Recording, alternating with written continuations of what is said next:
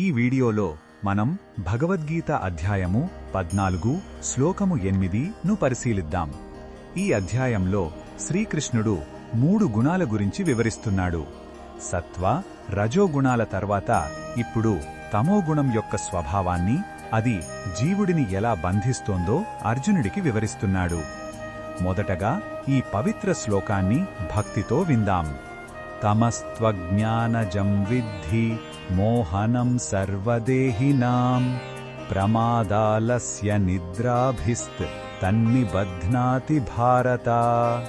ఈ శ్లోకమర్థం ఏమిటంటే, ఓ భరతవంశీయుడా, తమోగుణం అజ్ఞానం వల్ల పుడుతుందని తెలుసుకో.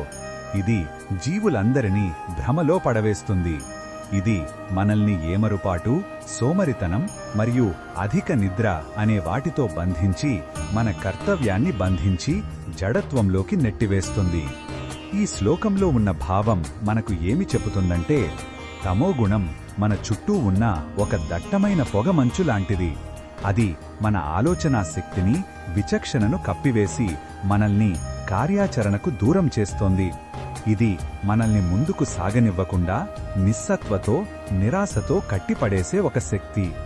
ఈ బోధనను మన దైనందిన జీవితంలో ఎలా ఉపయోగించుకోవచ్చు అంటే, పనులను వాయిదా వేయడం, అతిగా నిద్రపోవడం లేదా బద్ధకంగా ఉండటం వంటివి తమోగుణ లక్షణాలు.